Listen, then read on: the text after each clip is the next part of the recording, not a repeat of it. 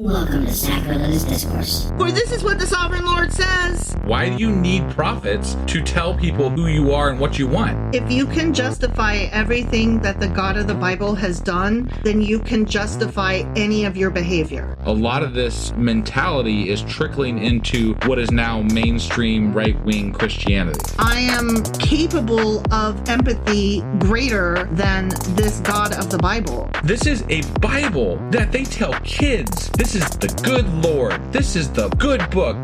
He is fantasizing about murder, mass murder. Head over to sacrilegiousdiscourse.com right now to find out how to leave us a review or support us on Patreon.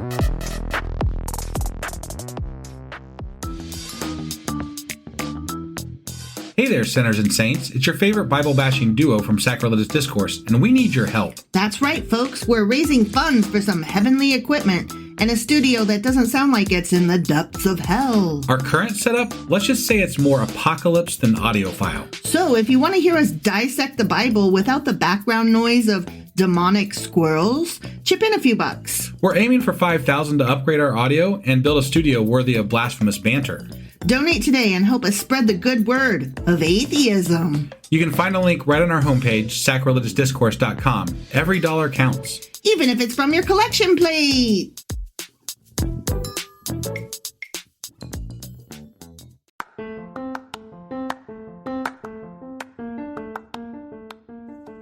Hey you, welcome to Sacrilegious Discourse. I'm husband. I'm wife. And together we're reading the Bible.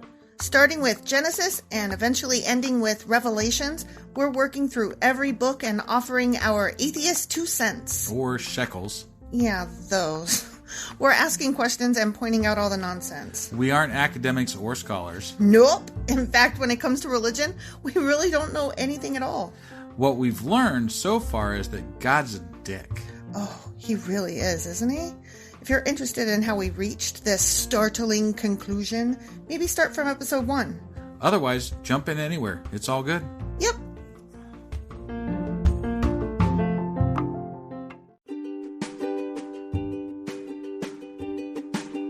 Hey wife, did you know that Anchor is sponsoring our show? Really? Don't we use Anchor to distribute our podcast on Spotify and Apple Podcasts? Yeah, and we are on just about every other platform available as well, thanks to them. Why do we use Anchor as our podcasting service? Well, they make editing and distributing our show a breeze. What if one of our listeners wants to start their own podcast? Then they should head over to anchor.fm or download the app to get started. Awesome! You guys should go do that right now! Husband. Wife. So, it's Easter. It is. And today, we're going to rebroadcast last year's Easter because we're lazy. Yeah, we are. We are lazy. So, happy Dead Guy and Stick Day, guys. Be lazy like us and listen. Yeah, enjoy.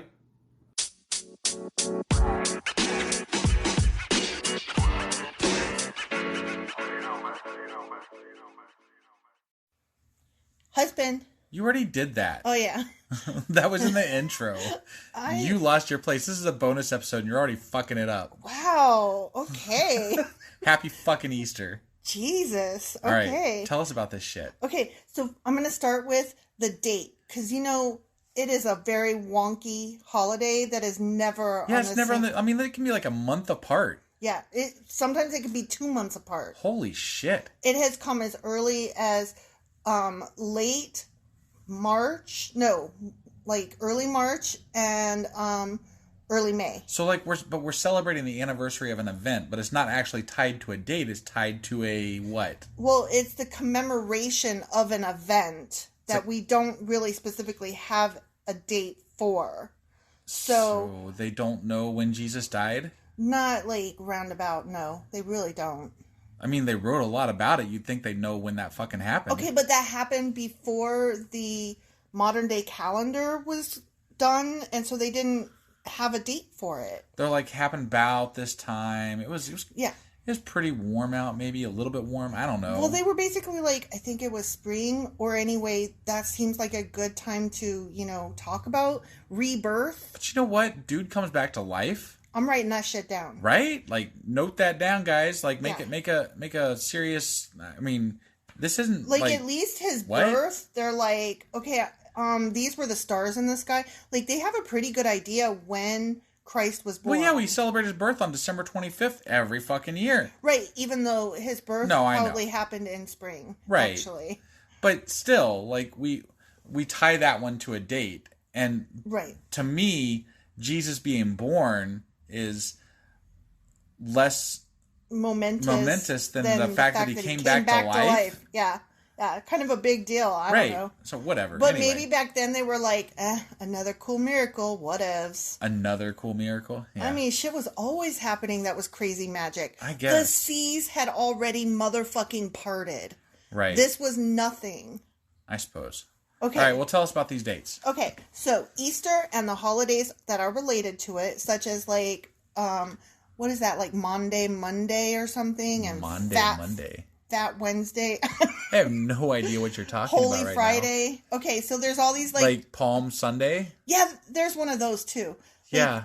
Like there's all these holidays around Easter. I didn't bother remembering what those are called. Oh my God. No, you did all this research and you didn't look those up? I don't care about them. Do you? Oh, I mean, not really. I mean, but there's Palm Sunday. Right, but these are not pertinent to what I am discussing here. Okay. Other than that, so there's Easter and then all of the holidays around Easter that are Easter-y. Got it. Maybe we'll cover Palm Sunday next year. Maybe. Yeah, actually, that's a good idea because I probably should have looked that up, but but I don't care. Okay.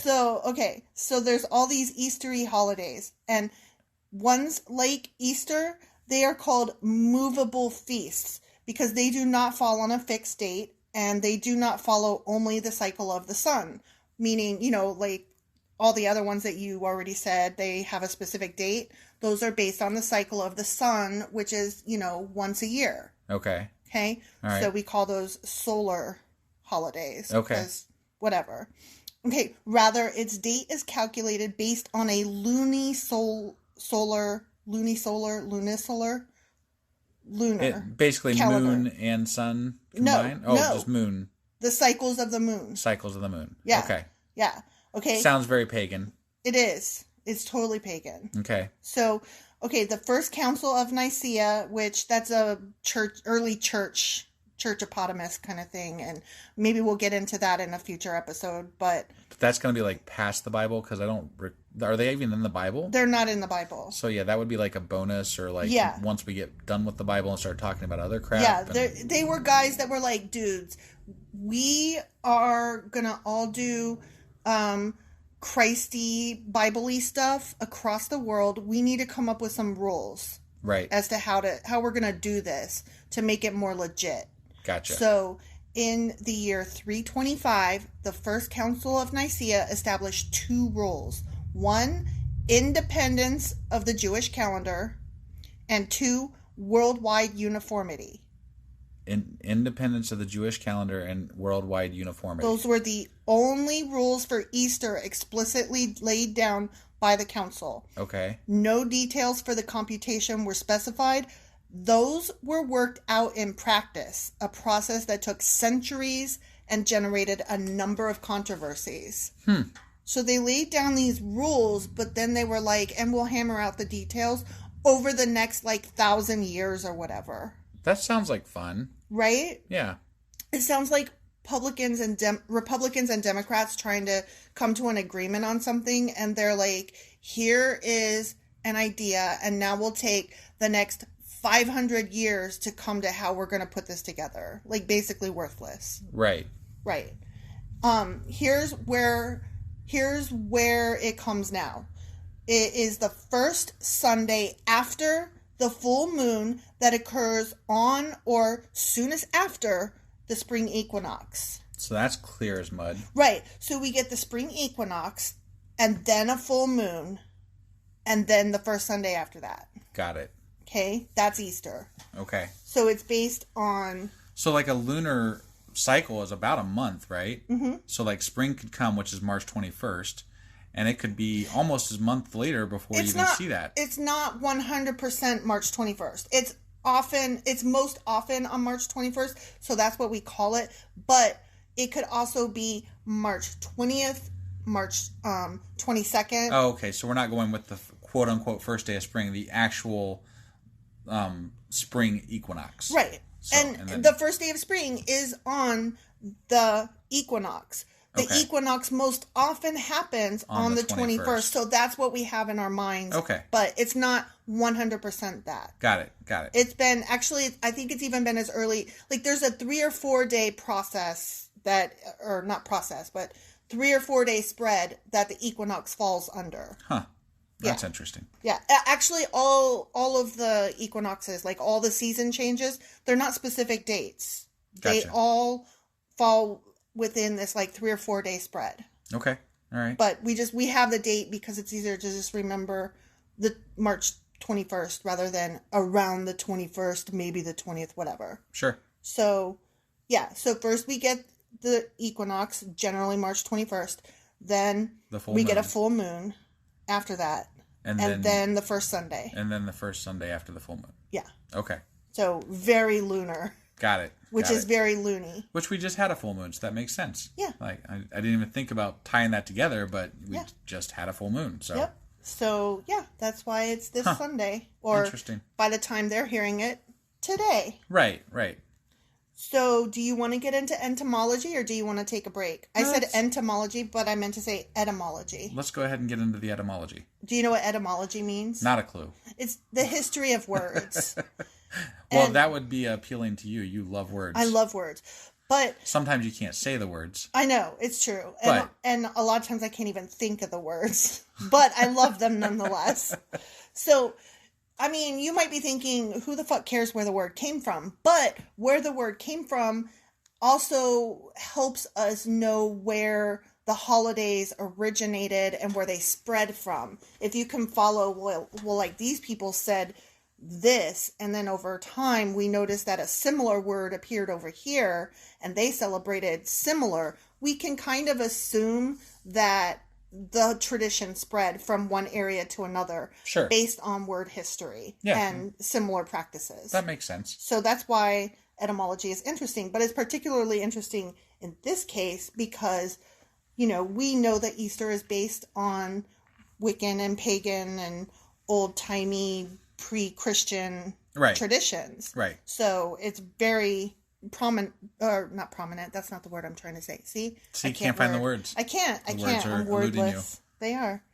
Okay, so historical linguists have traced the name of Easter to a Proto-Indo-European goddess of the dawn, and this name is whack, okay? Okay. I'm going to try to say it Husos, but here's how it's spelled. Look, I'm just going to show you. It's asterisk, capital H, sub 2, EWS, a really strange O, S. What the hell is that? Exactly. Isn't that just awesome, though? That doesn't even, make any sense. I know. It's old Germanic or something. Like, I don't know. Okay.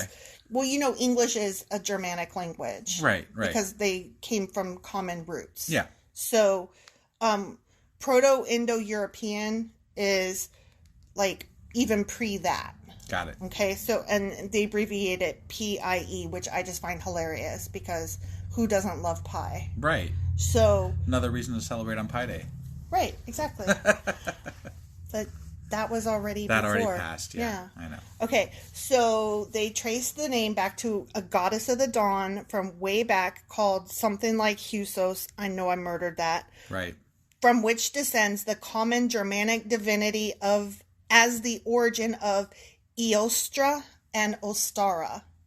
And those are where we get the name Easter from. Oh, okay. Yeah. And Eostra is capital EOSTRE, and there's some fancy flair clicker doodles above some of the letters. Sure. And it changes depending on where you look it up. So I'm not going to, sometime it ends with an A instead of an E. Sometimes there's that combined AE letter that I'm not sure what that's called. Ancient human history. And they spelled it differently sometimes. It's not that they spelled it differently, it's that they had an entirely different lettering system. Right. And so it doesn't translate well to English. Exactly. And Ostara is OSTARA, and there's, again, clicky doodles and weird symbols and stuff. Right.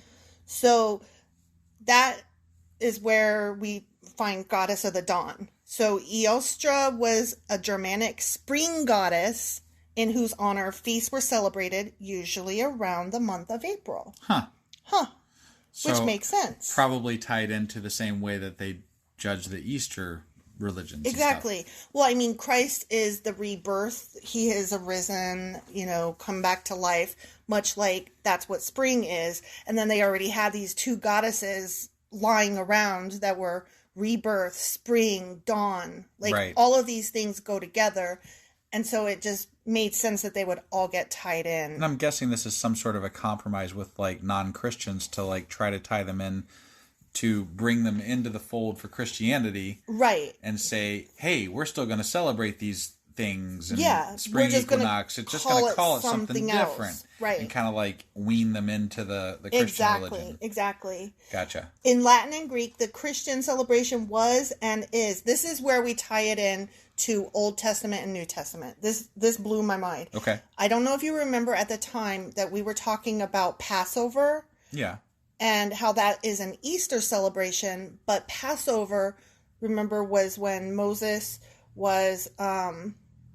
Oh, that's right. And I was like, wait, but that's New Testament, and this is Old Testament, and I couldn't figure out what am I talking about. That was when they were leaving Egypt, is that right? Or what was it? Was before they left Egypt, and God was like, mark a sign above the door of everybody with a firstborn son or something like that. Okay. And I will pass over those with a mark. That's right. And I was like, that's where the tradition of Passover. But then I was confused because I was like, that doesn't make sense though, because Passover is associated with Easter, which is Christ, which is New Testament. Right. So here we go. Okay. This blew my mind. All right. This is so cool. I'm interested. In Latin and Greek, the Christian celebration was and still is called Pascha or Pascha or I don't know, pasta? Okay. I don't know. A word derived from Aramaic. How cool is that? That's pretty cool. The word originally denoted the Jewish festival known in English as Passover, commemorating the Jewish exodus from slavery in Egypt. Got it. So they tied Passover and Easter together. They tied the Old Testament and the New Testament together. So wait, this sounds a little bit like they needed a reason to bring in the Germanic tribes and the pagans and stuff like that. Mm-hmm. And so they took a religious holiday that they celebrated that was very pagan and based on lunar cycles and mixed it with a Bible and newer, a Christian holiday or Jewish holiday that was Passover. Yeah. And decided, okay, we're trying to bring these guys together, and so let's have this thing called Christianity that goes 1, 2, 3, go. We got Germanic and pagan holiday here, and we're gonna take Passover here. And we're gonna kind of squash it all together. Yeah, and that's exactly what they did. That's crazy, right? I told you I was gonna tie it up though. That's how really cool is that? Yeah, that's really cool. I was excited. I'm sure there's way more to it than that. Yeah, like, definitely. We're not like scholars, so don't take our word. We're just kind of like, this is like tip of the iceberg research that we did. Okay, I'll be totally honest. I got all this off various pages of Wikipedia because I don't care enough about this stuff on a personal level to do deep research and read texts and all that. I mean... Well, we start from the premise of knowing that it's all bullshit. Right, exactly. So, from there, it's just interesting to find out how we got this bullshit. Exactly. Right? I mean, that's essentially what we're looking for. Yeah. So, that was really cool. I like that. Yeah, that was neat, right? Yeah. Okay. Let's take a break and come back and talk about symbols of Easter. Sounds great. All right, we'll see you guys in a second. Okay.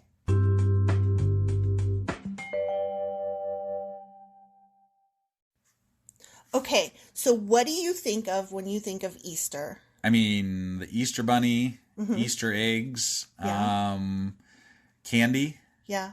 I mean, for me, that's pretty much it.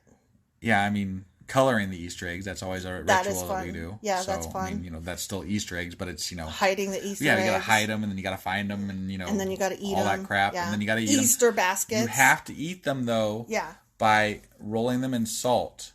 Or making tuna salad out of them. That's only something I've done since I've been with you. Whatever. But salt and eggs. There's nothing better on Easter than salt and hard-boiled eggs. No, I agree. But then, you eat a few and then you're like, I can't eat this whole 5 dozen eggs. Oh, God, no. That's why you make tuna salad with the rest. Well, yeah. No, that's a great tip for everybody there. Yeah.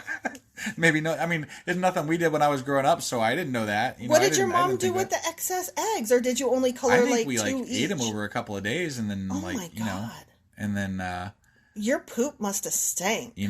I mean, ugh, I can't even imagine eating that many eggs. I don't know. It was good That's stuff. Gross. I love boiled eggs. Don't get me wrong. Right. Okay.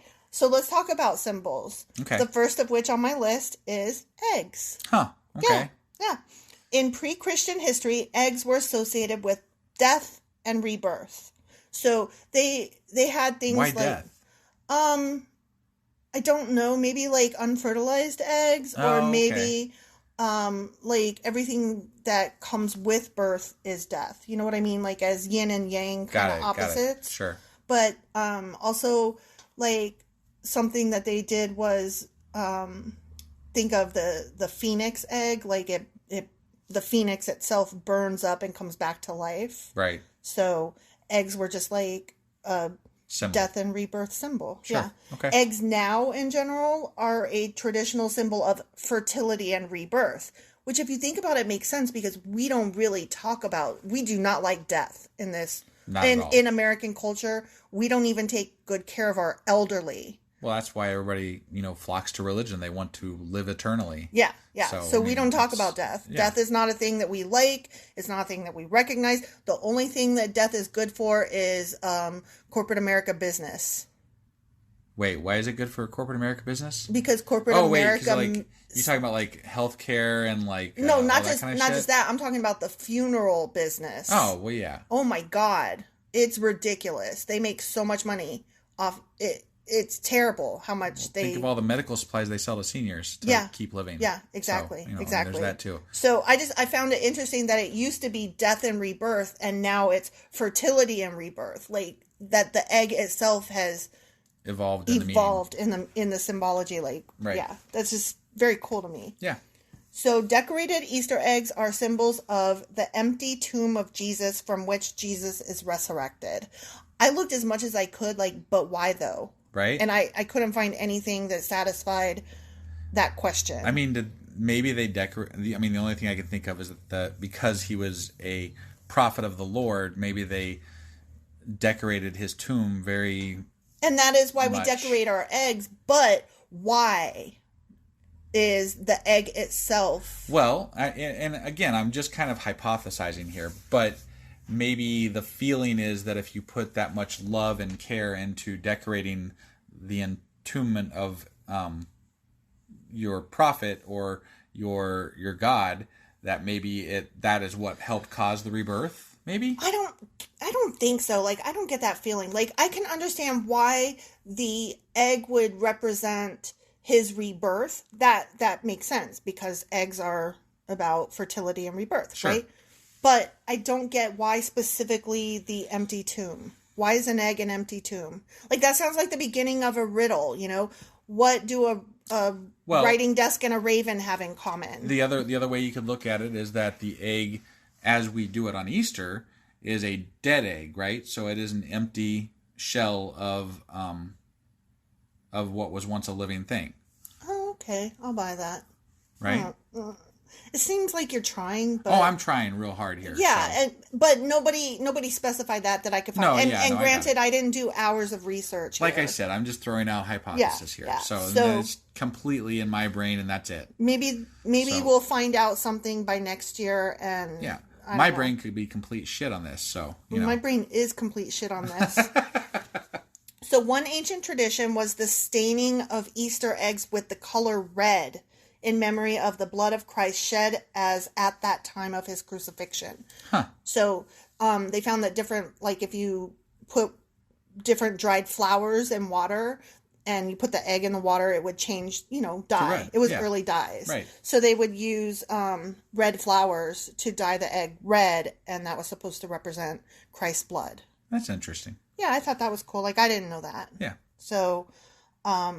the use of eggs this is really cool too. This is so cool. The use of eggs as favors or treats at Easter originated when they were prohibited during Lent. Are you familiar with Lent?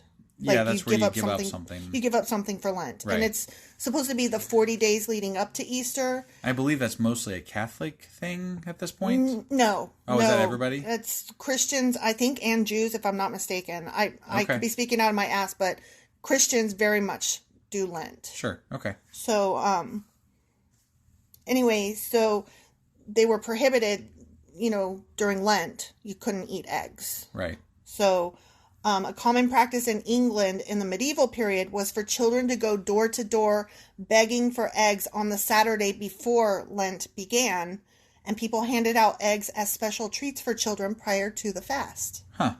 Because they would fast through Lent. Gotcha. So here's another one where they tied in a couple of, it kind of became a tradition before it was a tradition. Exactly. Got and it. so then they would eat them before, I'm about to have to starve to fucking death, so I'm going to pile up on anybody got some eggs, please God. Right. And then also after the 40 days of Lent on the day of Easter, they would present them as part of the meal.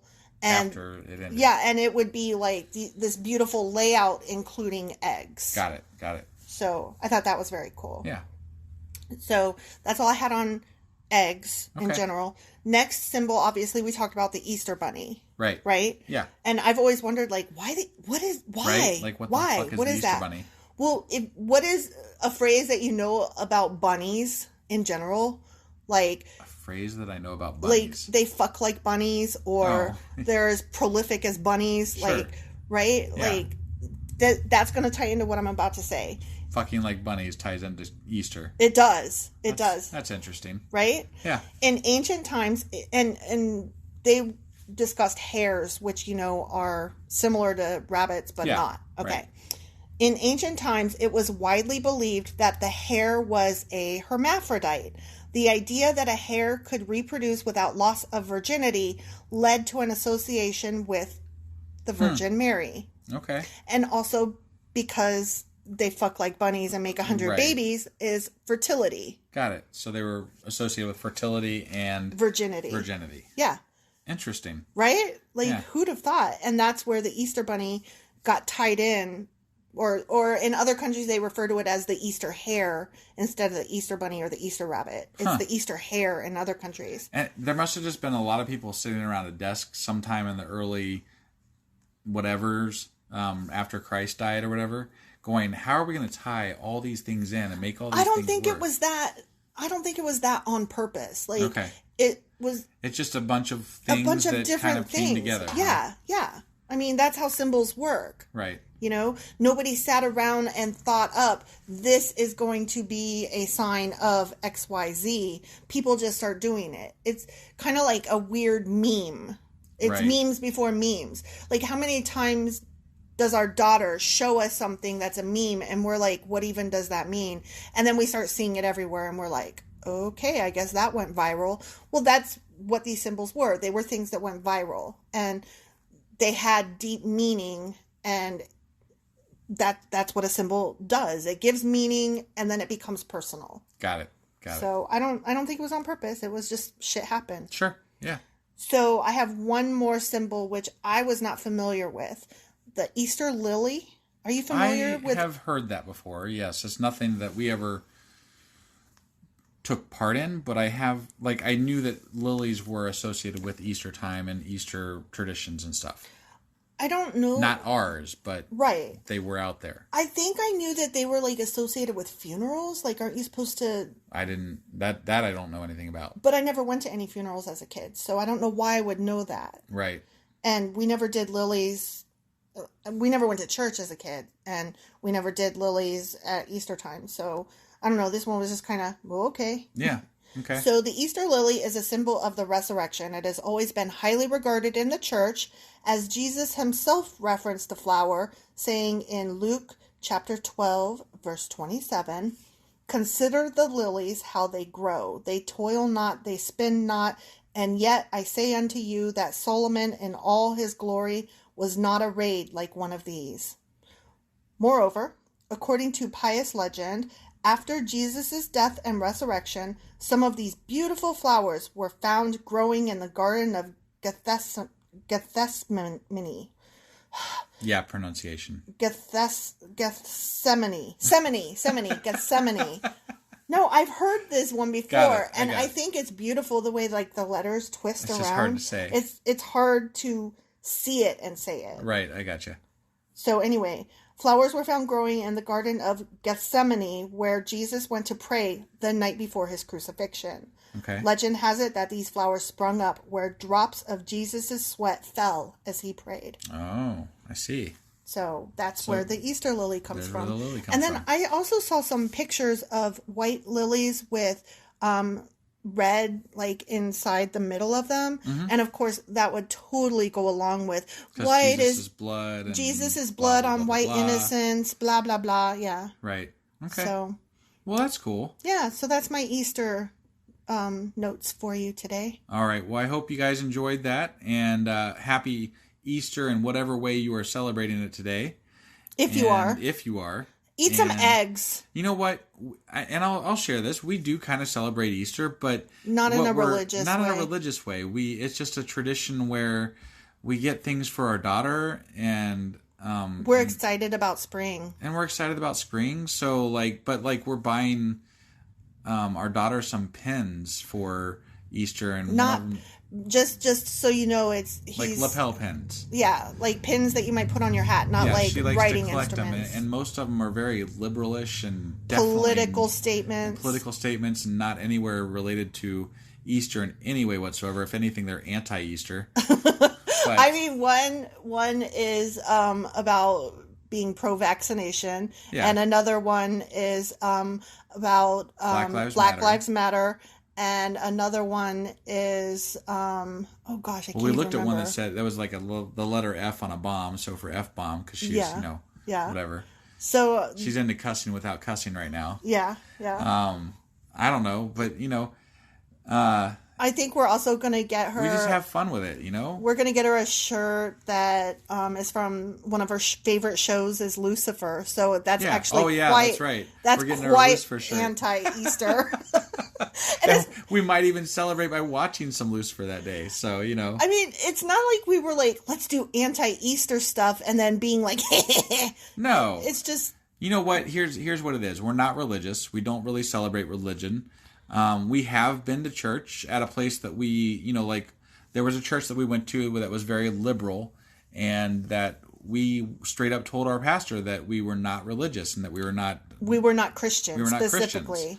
Christians. We were more there to, hear the story a little bit and find out, pick his brain, just to, ask questions and things. Tell us what's the big deal. But I think the reason that we celebrate in general is because of the area that we are in, more often than not, and the culture that we grew up in. The area that we're in, our daughter sees everybody else celebrating around her, so it's easier to just find our own way to celebrate, and that's what we've chosen to do. It's definitely not a religious holiday for us. But it's not an anti-religious one either. We just enjoy the day, we enjoy each other's company, we enjoy having fun together. Yeah. And eating eggs. So, happy day, happy Easter, happy whatever you want to call it today. Yep. And we'll see you guys, this was a bonus episode, so we'll see you guys in less than a week. Yeah. All right. You guys have a great Easter. Bye.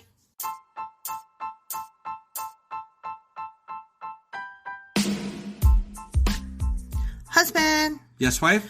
Remember how you told me we're on Patreon now? Yeah, why? Because we're starting something new for Patreon members only. Every couple of weeks, we'll cover something in the news, a current event, or something we feel strongly needs to be discussed. And only subscribers get to hear our discussion. That's right. It's all for our Patreon members as a thank you for their support. Join now for as little as $2 a month to get all of our extra content. Go to patreon.com/sacrilegious discourse. Do it now.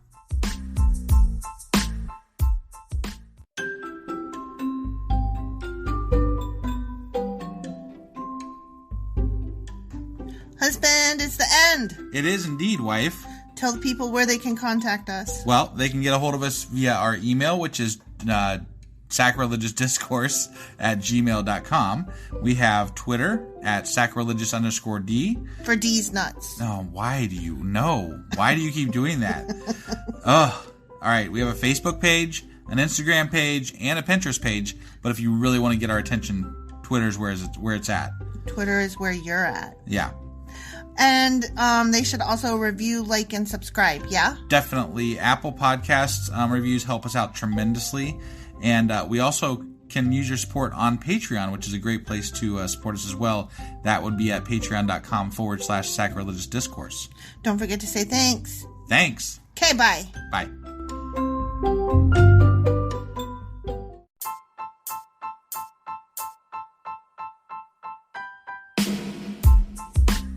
Hey, wife, I guess that's the end?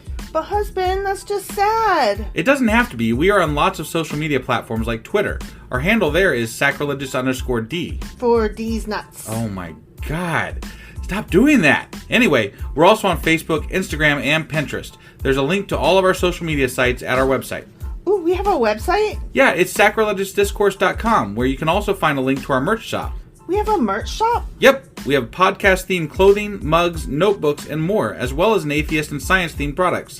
Wow, our fans should really go check that out right now. Definitely. They can get in touch with us by sending an email to sacrilegiousdiscourse@gmail.com. But before they do that, we could really use some help. Oh yeah? With what? Well, it's not free running the podcast, and we need some financial support in order to get better equipment, which will free up time so we can concentrate on our podcast and our fans. Okay, so what should they do? Head over to patreon.com/sacrilegious discourse and sign up as a contributor on our podcast. Supporters there receive additional bi-weekly episodes that we record just for our Patreon members for as little as $2 a month. Also, we'd really appreciate it if you would like and subscribe on whatever platform you're using. And Apple Podcast reviews help us out tremendously. Like and subscribe. Leave an Apple review. Join us on Twitter. Support us on Patreon. That's a lot of instructions. Don't forget to say thanks. Thanks. Okay, bye.